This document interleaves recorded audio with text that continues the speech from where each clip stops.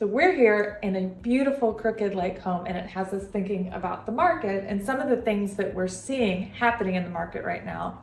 It's a very unusual time. You may have noticed, if you're a buyer, you've definitely noticed, some properties still sell like that, and other properties take a little bit longer. So Bill, what do you think's going on? Sure. So obviously price plays a factor into that, but one thing we have definitely noticed is that homes that are ready, set, go, so they've already had the improvements, especially if they're staged nicely like this home we have here on Crooked Lake, those seem to be going much faster than homes that need updating.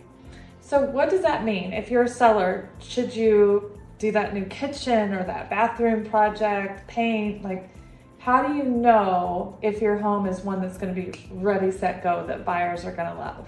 Sure. I mean, ultimately it starts with a consultation with us to sort of walk through.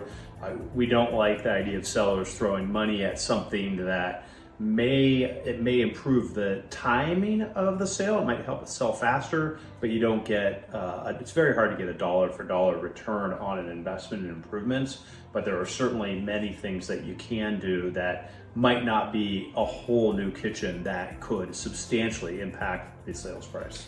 That's right. And I think that's why buyers are looking for homes that are already improved, because you have to think about what is the cost, not only the financial cost, but also the time and trouble of making the updates. Yeah.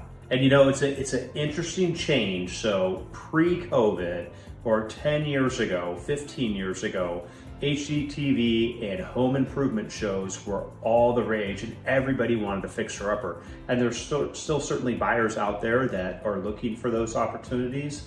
But as we said, the majority of buyers right now, it really seems to have shifted to wanting something that is ready, set, go.